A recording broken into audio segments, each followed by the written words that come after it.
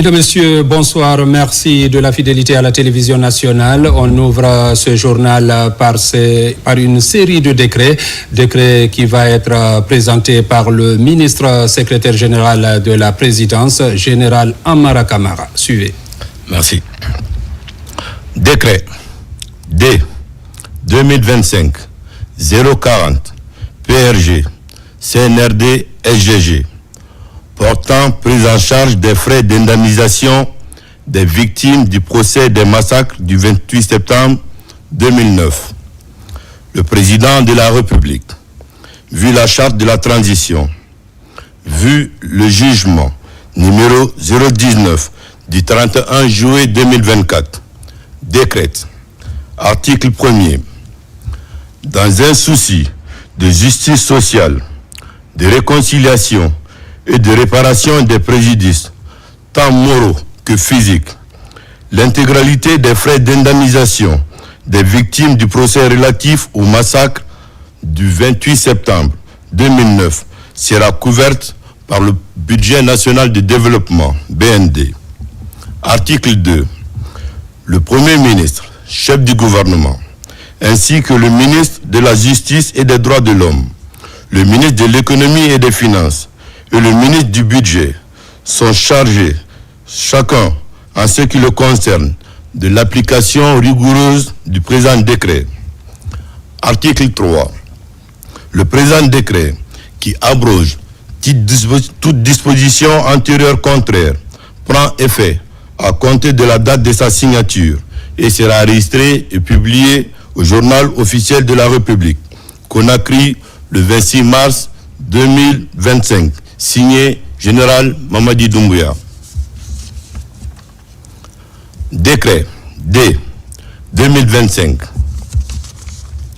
042 portant PRG, CNRD, SGG, portant nomination à la Société nationale des pétroles, SONAP SA.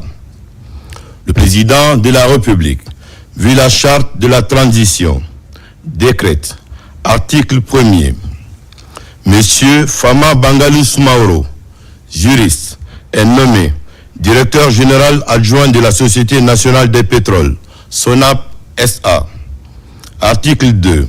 Le présent décret, qui abroge toute disposition antérieure contraire, prend effet à compter la date de sa signature et sera enregistré et publié au journal officiel de la République, Conakry, le 26 mars 2025, signé Général Mamadi Doumbouya. Décret D 2025 041 PRG CNRD SGG portant nomination d'un haut cadre au ministère de la Défense nationale. Le président de la République, vu la charte de la transition, décrète, article 1er, Madame Aïssatou Diallo, matricule 266-254K, est nommée conseillère politique et diplomatique du ministère de la Défense nationale. Article 2. Le présent décret, qui abroge toute disposition antérieure contraire, prend effet à compter de la date de sa signature et sera enregistré et publié au journal officiel de la République, Conakry, le 26 mars 2025, signé Général Mamadi Doumbouya. Décret D 2025 043 PRG CNRD SGG portant nomination d'un haut cadre à la présidence de la République. Le président de la République, vu la charte de la transition, décrète, article 1er, Madame Maïmouna Diakabi, experte en stratégie et performance économique aux États-Unis d'Amérique, est nommée conseillère chargée de la stratégie de croissance et du développement économique à la présidence de la République. Article 2. Le présent décret, qui abroge toute disposition antérieure contraire, prend effet à compter de la date de sa signature et sera enregistré et publié au journal officiel de la République, Conakry, le 26 mars 2025, signé Général Mamadi Doumbouya. Décret D 2025-044 PRG CNRD SGG portant mission, attribution et organisation du ministère de l'Enseignement supérieur, de la Recherche scientifique et de l'Innovation. Le président de la République, vu la charte de la transition, décrète. Chapitre 1. Mission et attribution. Article 1er.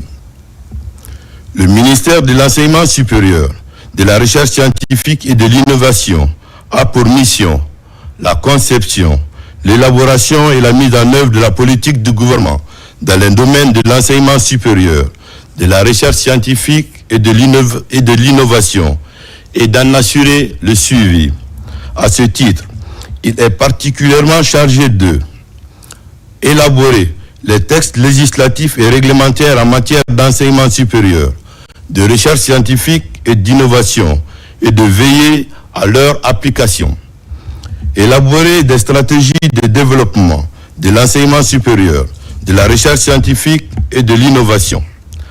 Agréer les plans de développement des institutions d'enseignement supérieur et de recherche scientifique. Évaluer les performances des institutions d'enseignement supérieur et de recherche scientifique. Promouvoir la bonne gouvernance dans l'enseignement supérieur, la recherche scientifique et l'innovation. Promouvoir l'utilisation des technologies de l'information et de la communication dans les domaines de l'enseignement supérieur et de la recherche scientifique. Promouvoir l'innovation dans l'enseignement et la recherche scientifique. Contribuer à la promotion de l'innovation dans tous les secteurs et sous-secteurs en République de Guinée. Renforcer le système d'information et de communication scientifique et de documentation scientifique et technologique. Contribuer à la mise en cohérence des actions des différents ordres du système éducatif. Promouvoir et d'appuyer les activités de la communauté scientifique guinéenne dans le domaine de l'enseignement supérieur, de la recherche scientifique et de l'innovation. Favoriser le partenariat entre les institutions d'enseignement supérieur et de recherche scientifique et les acteurs socio-économiques. Favoriser la synergie d'action entre les institutions d'enseignement supérieur, de recherche scientifique et d'innovation. Favoriser la continuité des parcours universitaires et post-universitaires des étudiants.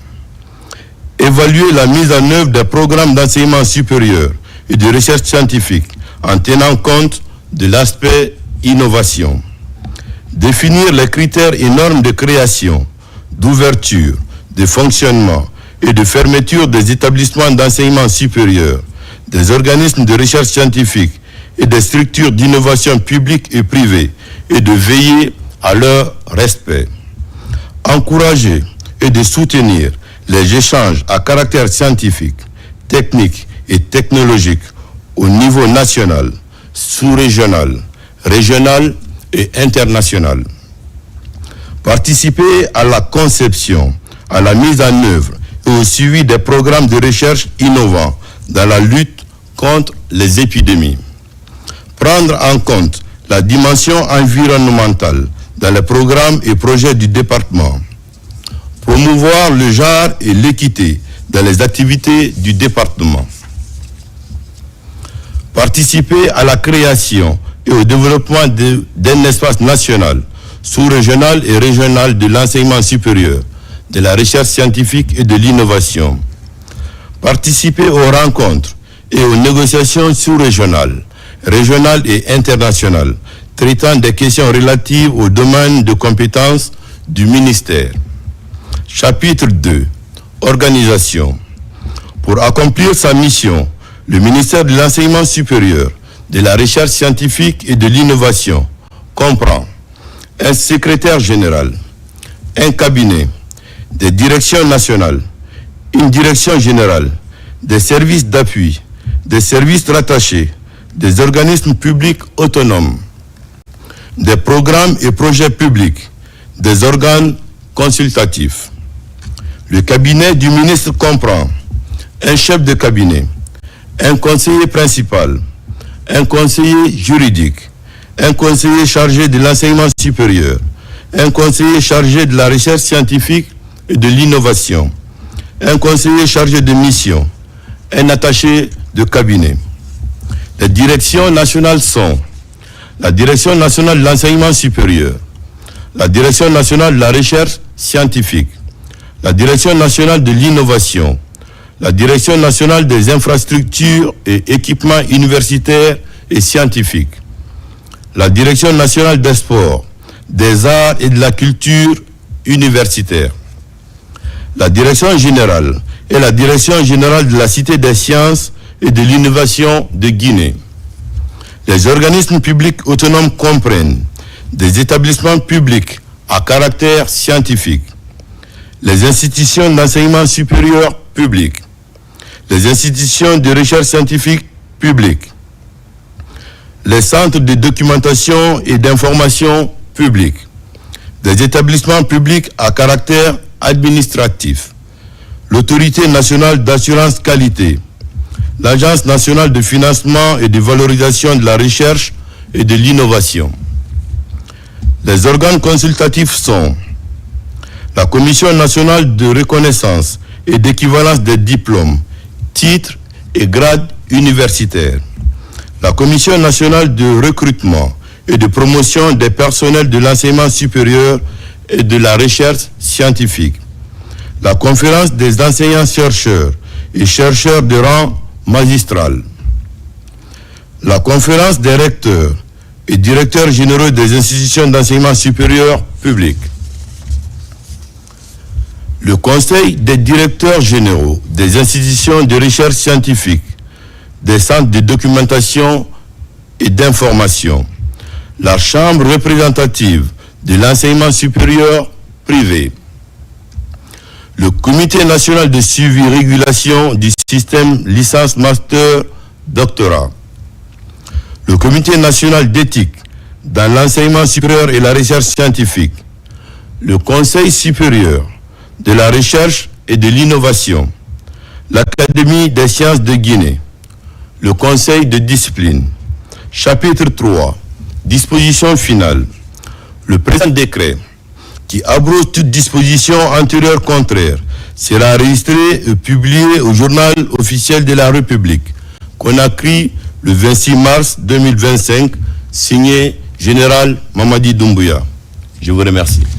Merci. Vous venez de suivre une série de décrets lus par le ministre secrétaire général de la présidence de la République, général Amara Kamara. Dans l'actualité encore, adoption par le CNT de 2 accords de financement.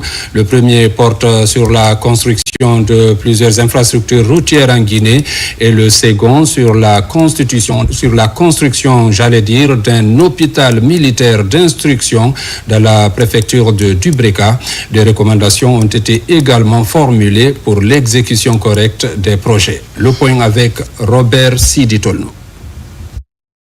Ce sont 2 accords de financement qui ont bénéficié d'une autorisation de ratification de la part du CNT au cours de cette plénière. Le premier conclu entre la République de Guinée et la Banque africaine d'import-export ainsi que la Banque Vistagui SA est relatif au financement des projets d'infrastructures routières. Pour un montant global de 951 millions d'euros, ce programme prévoit 418 km de routes bitumées. Il s'agira des travaux de construction et de bitumage de la voirie express 2x2 voies Kagbele-Kouria, y compris les transversales T12 et T13, d'une longueur de 30 km pour un coût de 276,9 millions d'euros. Les travaux de construction et de bitumage de la route nationale RN6 Kankan-Kisudougou, longue de 185 km pour un coût de 310,2 millions d'euros. Les travaux de construction et de bitumage de la route nationale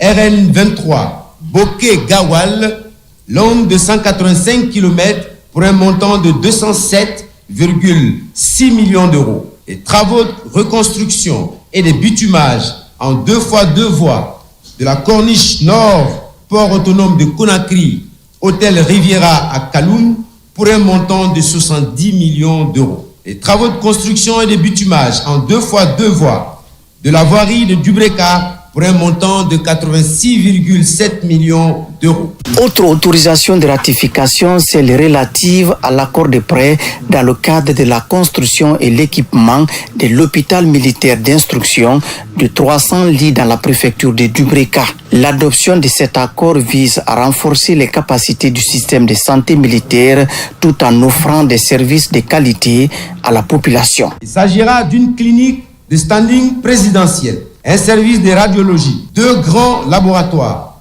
11 salles opératoires, un service de réanimation de 10 lits, des salles d'hospitalisation pour 300 lits, une pharmacie, un service de maternité, un service de pédiatrie, un service d'ophtalmologie, un centre de traitement du cancer et d'infusion, un centre de dialyse, un hôpital de jour et une morgue.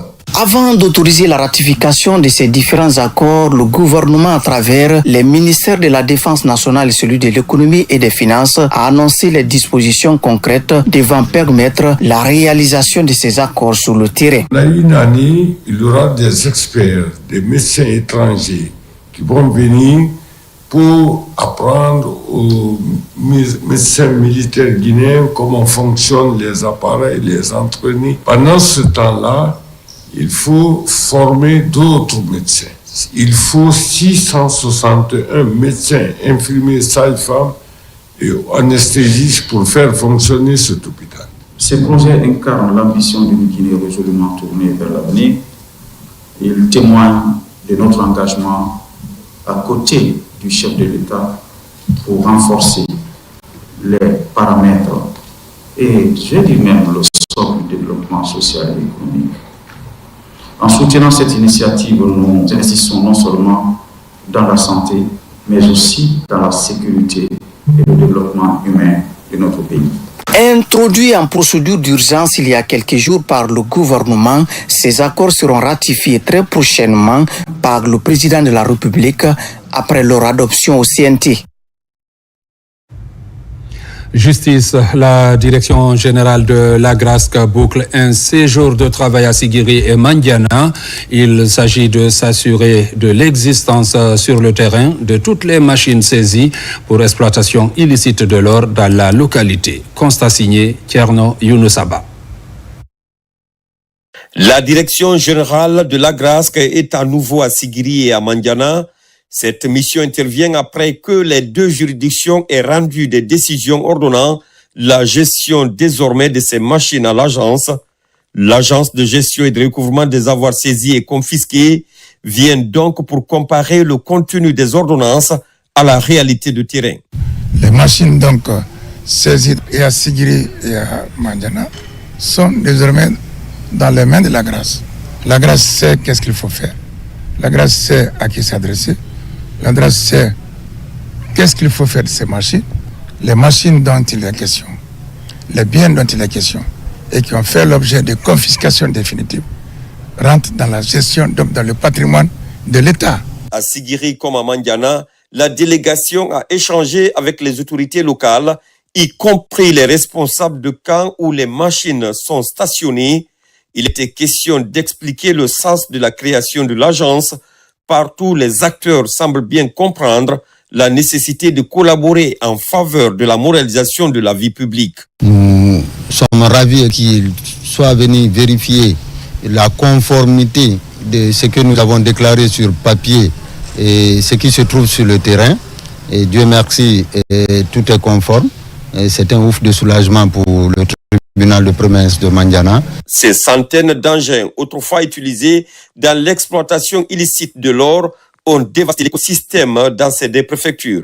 Leur saisie vise donc à réglementer le secteur de l'orpaillage avec à la clé la protection de l'environnement. Diplomatie dans ce journal, le chargé d'affaires de la République islamique de Mauritanie est reçu en audience par le ministre des Affaires étrangères. Il est introduit par l'ambassadeur de Guinée en Mauritanie, Mandiou Dioubate. Objectif, échanger avec le chef de la diplomatie guinéenne sur la situation de nos compatriotes en détresse dans ce pays. Makeme Donzo. Depuis plusieurs mois, des centaines de Guinéens sont bloqués en Mauritanie, à la frontière avec le Maroc. Des difficultés dues à plusieurs facteurs, dont le remplissage du formulaire e-visa. Si des négociations au niveau diplomatique sont déjà lancées, le ministre des Affaires étrangères souligne leur lenteur au regard des difficultés que traversent ses compatriotes. En convoquant le chargé d'affaires de l'ambassade de Mauritanie en Guinée, Dr Morissanda Kouyaté veut des réponses et une diligence du dossier. Une invite a été faite à l'endroit de M. le chargé d'affaires de la Mauritanie à Dakar pour venir faire le point sur la situation entre la Mauritanie et la République de Guinée dans le cadre de la gestion de nos compatriotes vivant en Mauritanie. Donc, son Excellence Monsieur le Ministre a bien voulu rencontrer donc le chargé d'affaires, échanger avec lui et lui laisser un message à l'endroit de son homologue mauritanien afin que cette situation soit rapidement gérée dans l'intérêt de nos deux pays. Les deux parties travaillent activement à trouver une solution immédiate. Le chef de la diplomatie guinéenne supervise personnellement chaque étape de ce dossier. Du côté mauritanien, des efforts sont en cours pour débloquer la situation. La Mauritanie a lancé un nouveau système de visa qui est e-visa.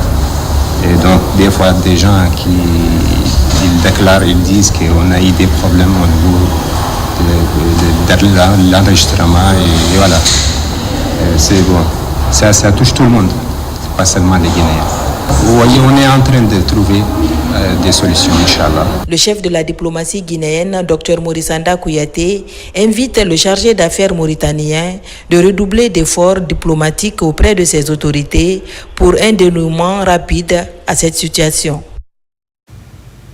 À l'étranger, une mission du secrétariat général du gouvernement séjourne dans la capitale française, conduite par Benoît Kamano. Elle fait des prises de contact avec des institutions françaises comme le Sénat et le secrétariat général du gouvernement français en vue d'un partage d'expériences suivi de l'établissement d'une convention de partenariat. Mohamed Souma, Amadou Touré. Renforcement du dialogue institutionnel entre le Sénat français et le secrétariat général du gouvernement de la Guinée et le partage d'expériences dans le cadre de l'élaboration de l'avant-projet de constitution de la Guinée étaient entre autres sujets au centre de cette visite du ministre Benoît Kamano ici au Sénat de France. Coopération entre les secrétaires généraux de gouvernement francophones et du monde entier, puisque un séminaire se tient prochainement en Guinée. C'est pourquoi on a eu ces échanges, et puis ces échanges aussi autour du travail qui est conduit en Guinée sur la nouvelle constitution, sur les échéances électorales à venir. Après la deuxième chambre du Parlement français appelée Sénat, le secrétaire général du gouvernement, accompagné de l'ambassadeur de la Guinée en France et le directeur du travail gouvernemental, a été reçu à Matignon par son homologue secrétaire général du gouvernement de la France. La rencontre, c'était de partager nos expériences respectives de secrétaire général du gouvernement et c'est toujours précieux de pouvoir se rendre compte qu'il y a des choses en commun et puis d'autres qui diffèrent un peu et du coup de se reposer les bonnes questions, et donc c'était très fertile comme discussion. Côté guinéen, de soulever certaines interrogations qui vont nous permettre d'alimenter le forum des secrétaires généraux qui aura lieu bientôt à Conakry en avril, et donc d'obtenir la participation à distance en visioconférence de Mme Landais à cette conférence, et au Sénat aussi d'évoquer l'avant-projet de constitution qui est en cours d'élaboration, et surtout de voir comment le Sénat français peut aider le Parlement guinéen à mettre en place cette deuxième chambre qui est prévue. Ces différentes rencontres ont pour but le partage d'expériences et l'acquisition de nouvelles connaissances nécessaires pour moderniser les méthodes de travail, améliorer les conditions de traitement des dossiers du très stratégique département du secrétariat général du gouvernement, une institution transversale à la coordination des actions du gouvernement. Volet enseignement à l'université de Kankan, 28 détenteurs de diplômes de master et de doctorat entrent en service pour rehausser le niveau de l'enseignement supérieur.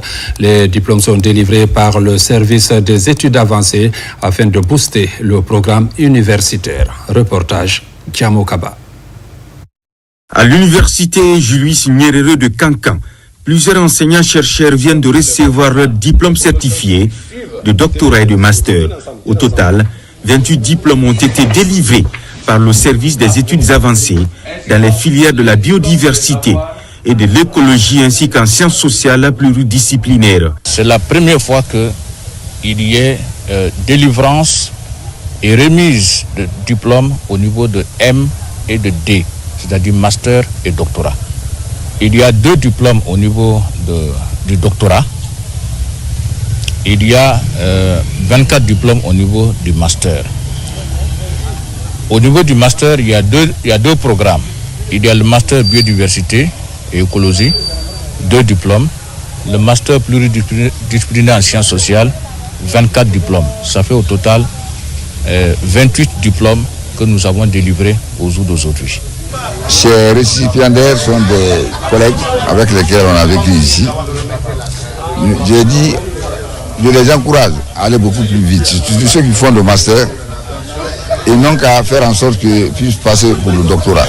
Déjà, les récipiendaires affichent leur volonté de mettre à profit leurs compétences pour améliorer l'efficacité des programmes de formation. Ce n'est que le premier pas pour moi, en espérant que je vais encore redoubler beaucoup plus d'efforts pour que je puisse évoluer en grade aussi. Et ma vision est grande. Je vis cette fois-ci vers le doctorat. Je me suis même inscrite en doctorat à Bamako.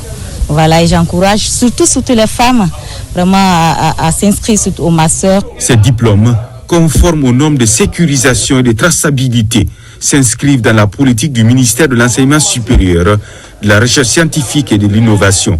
Une initiative visant à harmoniser le contenu des diplômes et à lutter contre d'éventuelles falsifications. À Kindia, ce sont les responsables de la scolarité des institutions d'enseignement supérieur qui sont depuis lundi à l'école de la plateforme Parcoursup, un nouvel outil de gestion de la scolarité, comme vous allez le voir, qui vient marquer l'innovation dans le secteur. Alpha Yassila. Ils sont 200 chefs de services de scolarité des institutions d'enseignement supérieur, publics et privés, à prendre part à cette formation sur la gestion de la scolarité à l'ère de la plateforme Parcoursup.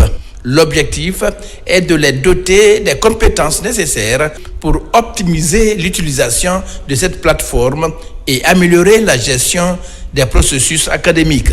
Il vous souviendra qu'en 2015, le ministère de l'Enseignement supérieur a muté, surtout du point de vue des orientations, avec une plateforme qu'on appelait Joliba. Alors, quelques années après, nous sommes arrivés à l'ère de Gupol. À l'arrivée de son Excellence, Monsieur le ministre de l'Enseignement supérieur, Alpha Bakar Bari, alors on a eu une autre révolution, donc que nous avons nommée Parcoursup Guinée, qui fait à la fois la gestion du parcours des étudiants, mais la gestion des enseignants, chercheurs et chercheurs. Donc dans ce élan-là, il était question que l'on puisse former l'ensemble des acteurs afin que chacun puisse avoir les outils nécessaires. Parcoursup est une plateforme innovante conçue pour optimiser l'orientation et l'inscription des étudiants dans l'enseignement supérieur. Il y a vraiment une révolution à l'enseignement supérieur et c'est vous qui devez manipuler ces éléments révolutionnaires. Si c'est de façon mécanique que les informations passaient, aujourd'hui maintenant c'est à la fois la digitalisation et la numérisation. Nous avons aujourd'hui 18 institutions d'enseignement supérieur public. En prenant aussi en compte, c'est le même système aussi qui se trouve au niveau des institutions d'enseignement supérieur privées. Donc c'est vraiment une nécessité fondamentale, surtout nos universités ont connu beaucoup de mutations. Et il faudrait que ces textes soient en conformité avec le contexte actuel. La gestion des scolarités est essentielle pour le bon fonctionnement des institutions d'enseignement supérieur. Elle impacte directement l'expérience étudiante, la fluidité des processus d'inscription et le suivi des parcours académiques. Et au niveau de l'éducation, en plus des cahiers d'activités et les fiches pédagogiques, l'école guinéenne dispose désormais des livres de jeunesse pour l'exploitation de ces manuels. Plusieurs enseignants renforcent leurs capacités. Explication Abdul Aziz Baldi. Le ministère de l'enseignement préuniversitaire poursuit son processus d'innovation pour une éducation de qualité. L'UNIRAP, à travers l'Institut français de Guinée, travaille sur la valorisation des ressources éducatives et sur l'utilisation des fiches pédagogiques afin d'intégrer les livres jeunesse au niveau élémentaire. La promotion de la lecture au sein des programmes d'enseignement-apprentissage reste la principale mission des porteurs du projet. Je tiens à souligner l'engagement de ressources éducatives qui soutient activement des projets comme celui-ci visant à renforcer la qualité et l'enseignement et à accompagner nos enseignants dans l'amélioration de leurs pratiques pédagogiques. Pour cette première étape, 114 enseignants et encadreurs apprennent comment exploiter ces livres de jeunesse, mais aussi développer ses compétences chez les élèves avec l'appui de cadres de l'UNIRAP. Nous avons élaboré à l'UNIRAP 30 fiches pédagogiques pour 30 livres de jeunesse. Et pour chaque livre de jeunesse, dans chaque fiche, on a travaillé sur 10 compétences. Nous estimons que si les élèves acquièrent ces 10 compétences par titre, nous aurons de fortes chances que ces élèves s'expriment bien, parlent bien, soient capables de faire des bonnes analyses, des bonnes synthèses, développer leur vocabulaire grammaire, en conclusion qu'ils soient efficaces en classe. Le projet des ressources éducatives est entamé en Guinée depuis 2022 avec le soutien de l'Institut français. Au sortir de cette rencontre, les enseignants doivent être capables de préparer les séquences de cours avec ces supports tels que les cahiers d'activité, les manuels scolaires et les livres de jeunesse. Le programme doit toucher toute l'étendue du territoire national. À présent, nous vous donnons lecture de ce communiqué du ministre du Travail et de la Fonction publique.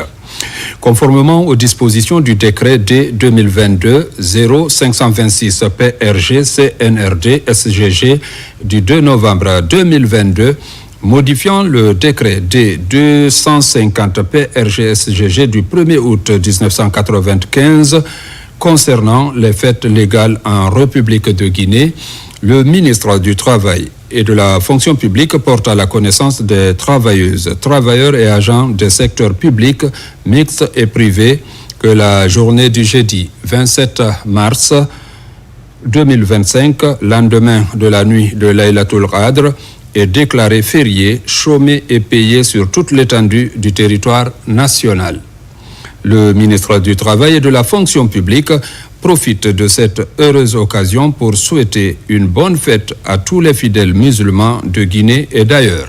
Signé Faya François Bourneau.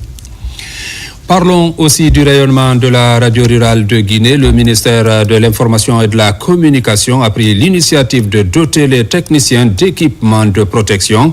Cette démarche vise à faciliter le travail et assurer leur sécurité sur le terrain. Salimatou Kanté, Nafissatou Bangoura.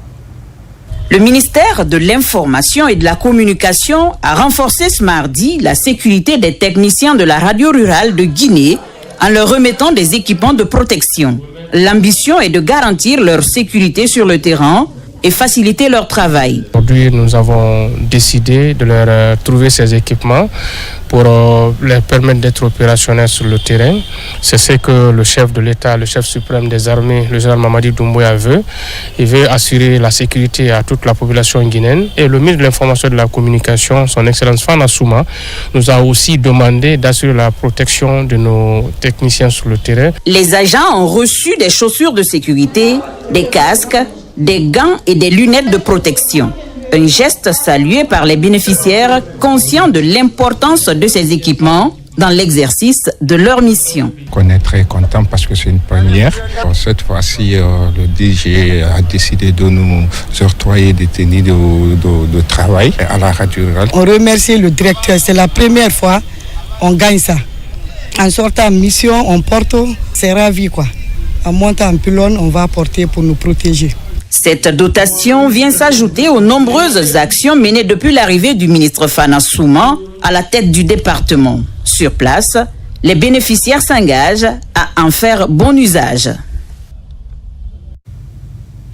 Une campagne d'approvisionnement des marchés en poissons à un coût abordable est lancée dans les différentes communes de Conakry.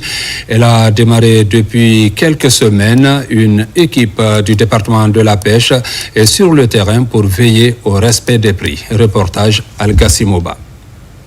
En ce mois saint de Ramadan, l'amélioration et la disponibilité, mais surtout l'accessibilité du poisson, reste une priorité du chef de l'État et de son gouvernement. Pour exécuter cette approche, une campagne de vente de poissons à un coût abordable est lancée. Après le démarrage, les cadres du département de la pêche sont sur le terrain pour superviser l'opération de vente. Dans cette période, la demande est très forte. Nous voudrons que ce poisson soit accessible. C'est pourquoi nous nous déplaçons pour venir vers les ménages. Nous voulons également que le panier de la ménagère soit soutenu. C'est pourquoi nous avons discuté avec tous les acteurs pour plancher un prix. Ce prix soit abordable pour tous. Le poisson étant une denrée de grande consommation en Guinée, l'approvisionnement abondant et facile des citoyens se pose pour la ministre Fatima. Pour ne pas qu'il y ait un prix élevé, nous voulons vraiment maintenant là, servir la population directement. Donc à travers les femmes marieuses, on les donne un prix et on exige à ce qu'ils redonnent à la population un autre prix vraiment raisonnable. Au mois de Ramadan, tout ce que tu fais comme bien, c'est des bénédictions pour toi. Regardez, toutes ces femmes sont mariées. Elles sont venues pour ce geste magnanime. Nous disons merci aux autorités. Cette initiative du ministère de la Pêche et de l'Économie maritime, en collaboration avec la CONAPEG, répond aux exigences du chef de l'État, celle de répondre aux préoccupations des citoyens qui est d'alléger le panier de la ménagère à cette période de pénitence. La célébration des droits des femmes, on en parle dans ce journal. Hier mardi, le service genre et équité de l'université Gamal Abdel Nasser de Conakry a tenu une conférence. À cette occasion, les femmes du campus ont plaidé pour l'égalité et le respect des droits de la couche féminine. Reportage Bakari Bamba Kondé. À l'occasion de ce mois de mars, mois international des droits des femmes, le service genre et équité de l'université Gamal Abdel Nasser de Conakry a organisé une conférence suivie de débats autour du thème retenu cette année, droit, égalité et autonomisation pour toutes les femmes et filles. La rencontre qui nous réunit ce matin revêt une importance capitale pour le service genre et équité de l'université Gamal Abdel Nasser de Conakry, car elle nous permet d'évaluer droit, égalité et autonomisation des femmes et filles de façon générale et à l'échelle nationale et internationale et de s'inspirer des meilleures pratiques et de méthodes d'insertion de la gente féminine pour sa promotion et son autonomisation d'autre part. Pendant la conférence, l'importance de ce mois, la sensibilisation et la promotion des droits des femmes ont été des questions largement abordées. On sait aujourd'hui ce que c'est que l'autonomisation d'une femme, c'est sa capacité de se prendre en charge, de prendre des décisions et qui lui permettent d'atteindre ses objectifs, d'être indépendante et surtout de se doter des moyens nécessaire à sa promotion dans tous les domaines. Depuis l'avènement du CNRD au pouvoir, sous la bienveillance du général Mamadi Doumbouya, les femmes sont épanouies. Nous devons continuer à plaider, organiser, donner la force aux hommes qui nous aident. Cette célébration du mois de mars en différé, organisée par le service genre et équité de l'université Gamal Abdel Nasser, a mis en lumière le rôle crucial des femmes dans la société et la nécessité de leur participation aux prises de décision. Dans sa mission de lutte contre les VBG, violences basées sur le genre, le DG de l'Oprogem ne replie pas. Après Dubreka et Koya, la commissaire divisionnaire Marie Gomez est à Koya pour une nouvelle fois. L'agenda tourne autour d'une mission de sensibilisation sur le renforcement des mesures de sécurité dans les écoles. Tabansila. Après Dubreka, Marie Gomez, directrice de l'Office de protection du genre, de l'enfance et des mœurs au Progem, met le cap sur Koya. Au collège et lycée Ismaël Sogbe Bangoura, la commissaire divisionnaire explique aux élèves et encadreurs à travers une projection photo les actes de violence commis et réprimés dans ces localités en vue d'un changement de comportement. Pendant la communication tout à l'heure, je me suis amusée à dire on va accélérer, mais les élèves ont crié pour dire que non, ils veulent rester. Alors là, je me rends compte que le message est bien perçu. Nous voulons que de tels crimes ne se répètent plus dans la préfecture de Koya. On a vu des choses horribles et les élèves en ont tiré un bon enseignement.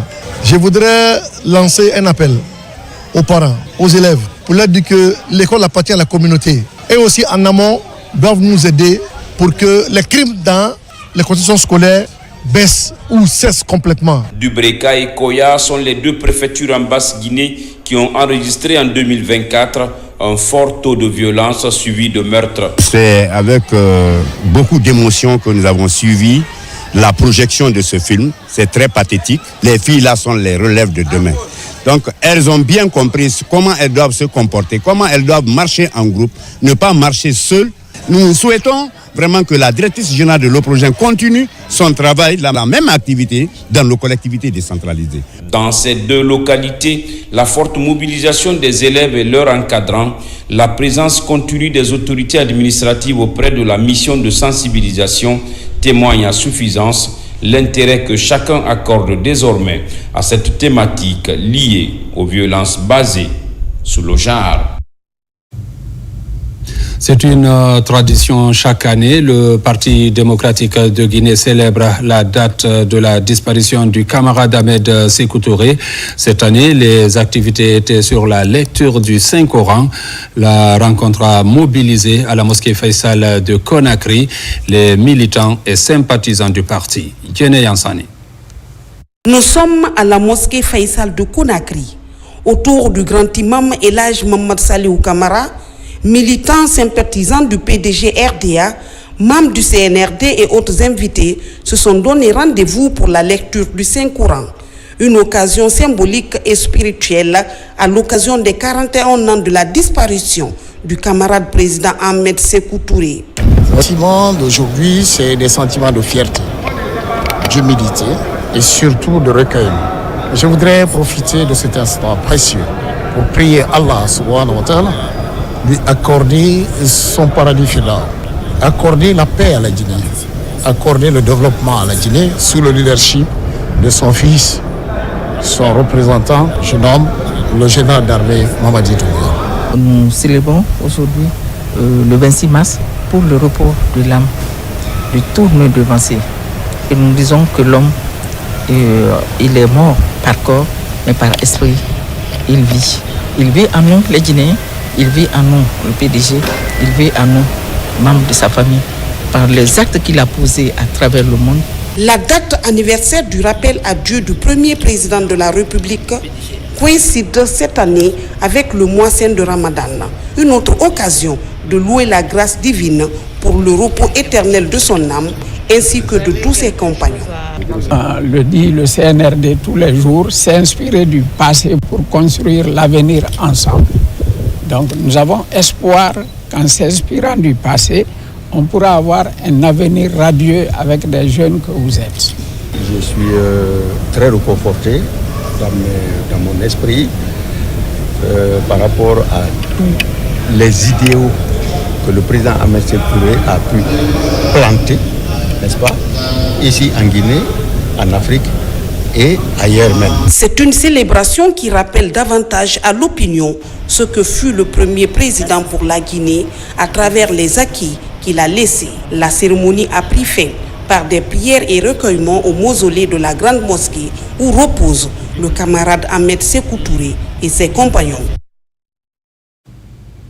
Cérémonie commémorative du 40e anniversaire du rappel à Dieu du premier président guinéen Feu Ahmed Sékou Touré dans sa ville natale.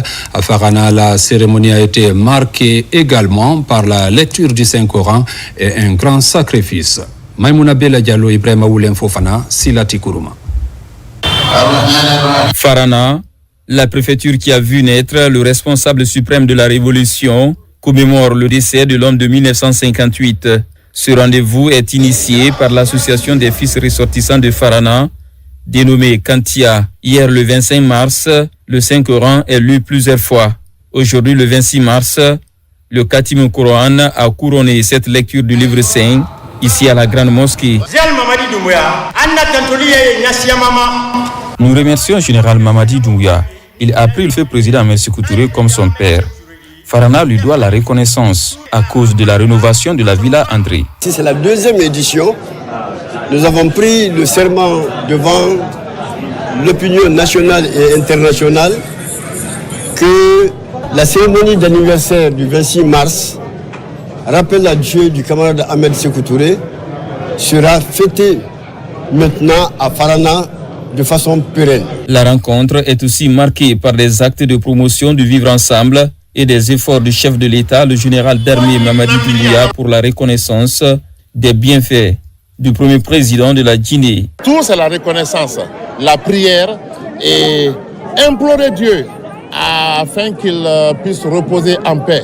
Après tout ce qu'il a fait pour l'Afrique, pour la Guinée et pour le monde entier. La nouvelle génération a s'imbiber réellement des principes de démocratie, de liberté, de dignité de cet homme, Ahmed Sékou Touré, paix à son âme. L'autre geste de Kantia au cœur de cette cérémonie commémorative est la dotation des bibliothèques en livres sur la vie de feu Ahmed Sékou Touré, mais aussi des albums photos sur les voyages du défunt président. C'est pas leur première fois de nous doter en documents et en matériel. Nous avons, la preuve est là, nous avons des photocopieuses ici qui nous ont envoyé des moteurs et nous prions que ça continue. Sans la bibliothèque, il n'y a pas de culture. La génération montante qui est là, ils ont besoin d'une formation pour que le pays soit bien dirigé. La même cérémonie s'est clôturée à la bibliothèque du lycée Gamal Abdel Nasser, qui a aussi reçu 50 livres sur la vie du responsable suprême de la Révolution. Le chargé d'affaires de l'ambassade de la Côte d'Ivoire en Guinée a rendu une visite de fraternité et de courtoisie à l'ex-première dame Adja André Touré, des moments solennels qui témoignent du panafricanisme entre les deux pays. Ali Badra Condé. C'est une visite de courtoisie et de fraternité du chargé d'affaires de l'ambassade de la Côte d'Ivoire en Guinée chez l'ex-première dame Adja André Touré. Le diplomate ivoirien est revenu sur les relations séculaires qui ont toujours existé entre les deux pays depuis les indépendances. Nous avons senti comme un devoir de venir la saluer et de venir nous enquérir de son état de santé. Fouler le sol de cette résidence nous donne de pouvoir rendre hommage à Dame Adja Touré, mais également à feu le président Ahmed Sékou Touré, qui est une figure marquante du continent africain. Cette visite des diplomates ivoiriens en Guinée témoigne du panafricanisme que le président Ahmed Sékou Touré et Félix Houphouët-Boigny ont entretenu depuis belle lurette. Leur arrivée ici pour venir saluer Adja André Touré nous réjouit à plus d'un titre parce que c'est la consolidation des liens fraternels qui a été basée par nos aînés qu'eux, ils sont en train de suivre. Enfin, tous nous sommes en train de suivre. Nous remercions Monsieur le chargé d'affaires et nous remercions le peuple ivoirien. À l'occasion du mois saint de Ramadan, temps de pénitence, de piété, de pardon, cette délégation a apporté quelques présents à l'ex-première dame, Adja André Touré. Religion, les fils ressortissants de Kakandé réunis au sein de l'Alliance guinéenne pour le développement et d'autres mouvements de soutien aux acquis du président de la République se sont retrouvés pour la rupture collective de Jean Aboké, une manière de renforcer la cohésion sociale. Plusieurs fois, le Coran a été lu pour prier pour la réussite de la transition. Younoussa Tawel Kamara. C'est à 19h que sa fils ressortissant de Boké, réunis au sein de l'Alliance guinéenne pour le développement, autorités régionales et d'autres fidèles musulmans de Kakandé ont rallié cet espace pour la rupture collective. Ce moment de communion autour des repas riches et variés est une occasion pour se régaler après une journée de jeûne, mais également renforcer le tissu social entre ses frères et sœurs de Kakandé en ce mois béni de Ramadan. Lorsqu'on réunit ses frères musulmans, ses frères de sang, ses frères de lait autour de la table pour partager un repas, je crois que c'est une fois de plus créer de l'harmonie entre vous et le sentiment, renforcer cela.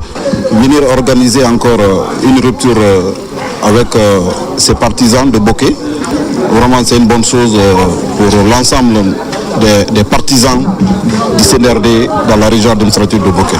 Au cours de cette retrouvaille, les convives ont magnifié les acquis du président de la République, le général Mamadi Doumbouya, avec la réalisation de nombreux projets de développement dans la région de Bokeh ces dernières années. Être un fils de Bokeh et voir Bokeh, la jeunesse de Bokeh, la population de Bokeh se donner la main pour une seule cause, c'est que de la paix, la joie et le vivre ensemble que nous souhaitons aux populations du Niger en fait. En tant que fils de Bokeh, il est de notre devoir d'accompagner et de soutenir toutes les actions et nous invitons toutes les populations de Bokeh à sortir massivement les 10, 11 et 12 avril pour acclamer les acquis du général Mamadi Doumbouya, grâce auquel aujourd'hui Bokeh a l'électricité 24 heures sur 24. Nous avons des routes, très bientôt également, nous allons bitumer toutes les rues de Bokeh.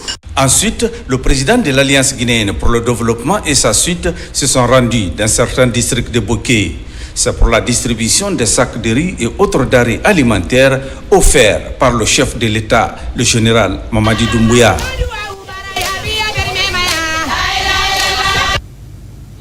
À Kouroussa, lecture du Saint-Coran pour la paix et la cohésion. Elle a été organisée par les femmes de Kouroussa dans le cadre de la célébration en différé de la Journée internationale des femmes.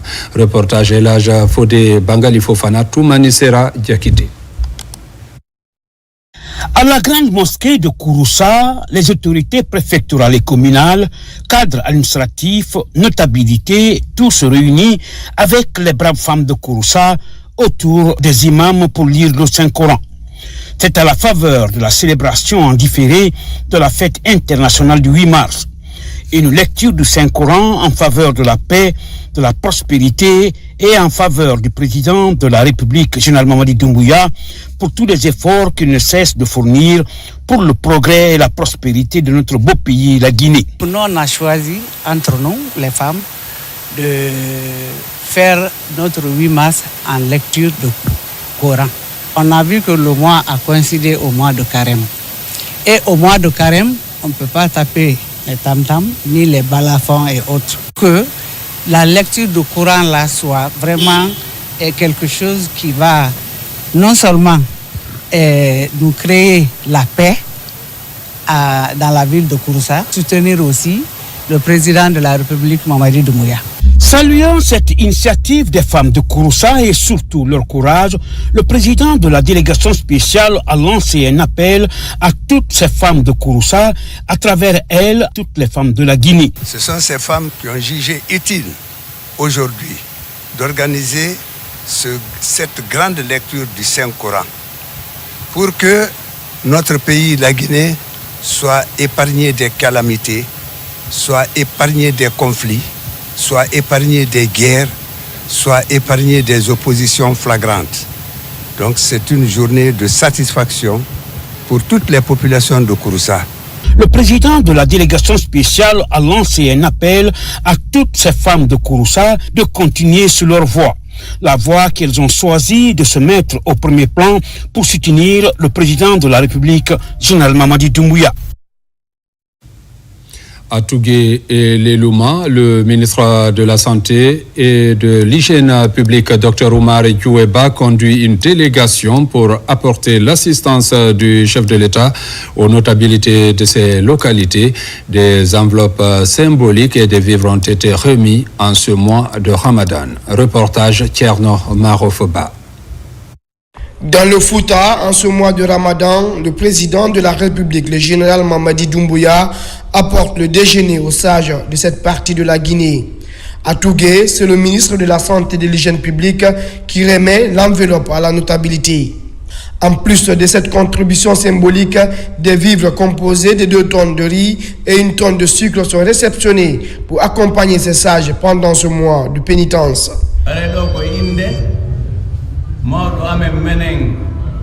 Je prends la parole au nom des sages de Tougué. Ce qu'on a vu ici par ce geste du chef de l'État nous réconforte. On a compris qu'il ne nous a pas oubliés. On l'assure que nous, sages de Tougué, on va continuer à prier pour lui et pour le peuple de Guinée. Même avant ce geste, on avait déjà entrepris des prières pour l'émergence de notre pays. Toujours dans la région de l'Abbé, le même élan de solidarité du chef de l'État touche les sages de la préfecture de l'Elouma. Des vivres et une enveloppe sont aussi remis à la notabilité de cette localité. Dans ces 2 préfectures, des prières ont été dites pour la réussite des actions entreprises par le général Mamadi Doumbouya et pour la cohésion entre les filles et fils de la Guinée. En Allemagne, des prières sont organisées pour une paix durable en Guinée. Les compatriotes et le personnel diplomatique se sont retrouvés pour formuler des bénédictions pour la Guinée et les Guinéens. Cette cérémonie a été suivie d'une rupture collective. Reportage Falilou Diallo. En Europe, l'une des plus fortes colonies guinéennes vit en République fédérale d'Allemagne. Ses compatriotes se sentent de plus en plus concernés par les efforts en cours dans le cadre de la refondation du pays. C'est pourquoi ils se retrouvent ce soir pour une cérémonie de prière et de rupture collective. Le moment est bien choisi car pour eux, cette initiative de l'ambassade permet de rapprocher davantage les compatriotes. Cette fois, c'est vraiment bien parti avec ce qui se passe maintenant dans le pays, les lectures du Coran, le travail qui s'ensuit, tout ce qui fait là, tous les efforts qui sont fournis pour que le pays vive dans la paix et le développement qui s'ensuit. Des prières qui ont un impact direct sur le renforcement de la cohésion sociale entre les Guinéens tant au pays qu'à l'étranger. L'objectif du personnel diplomatique est de promouvoir cette culture d'acceptation. L'ambassadeur et son équipe travaillent activement au rapprochement des compatriotes. Je voudrais réitérer toute ma gratitude aux sages de Berlin pour leur bénédiction quotidienne à la mosquée et dans les familles. On en a besoin.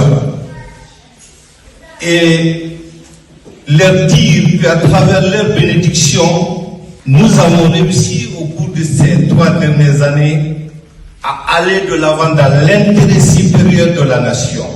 Cette cérémonie religieuse témoigne de l'engagement de l'ambassade de Guinée à Berlin d'œuvrer en faveur de l'unité entre les compatriotes. C'est aussi le signe de la proximité sociale entre le personnel diplomatique et les ressortissants guinéens conformément aux recommandations du ministre des Affaires étrangères, Dr Maurice Sanda Kouyaté.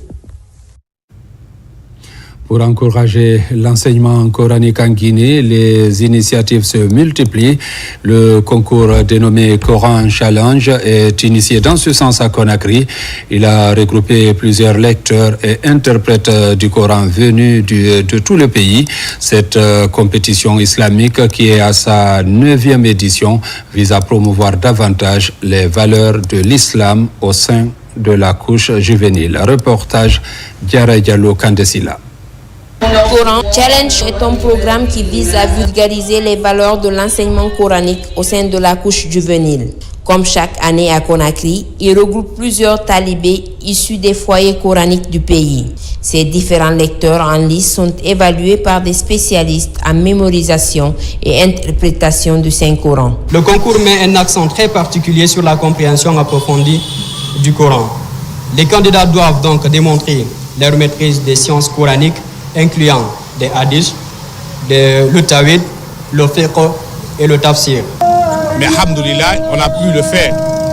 Parce que Coran Challenge a l'objectif d'aller au moins jusqu'à 50 éditions. Et plus que tout ça. Cette compétition islamique est perpétuée depuis 9 ans sur le terrain. Elle constitue aujourd'hui un modèle d'inspiration pour bon nombre de fidèles musulmans. Le thème principal de cette année est Islam, religion de paix et de miséricorde. Je suis ému à plus d'un titre. Je dois cette victoire à tous ceux et celles qui m'ont accompagné, notamment ma famille et mon maître. Ce prix que j'ai reçu est le fruit d'un parcours de longue haleine.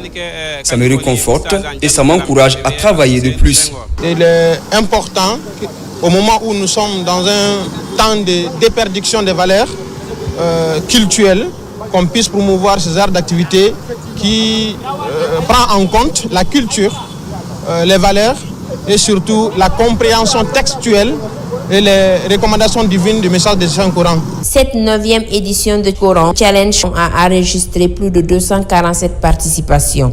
175 inscriptions ont été jugées conformes aux principes du concours. Au cours de cette finale, 10 candidats, dont 2 filles, sont en compétition pour rafler 3 prix. Mesdames, Messieurs, c'est la fin de cette édition. Merci de l'avoir suivi et bonne suite de programme sur la télévision nationale.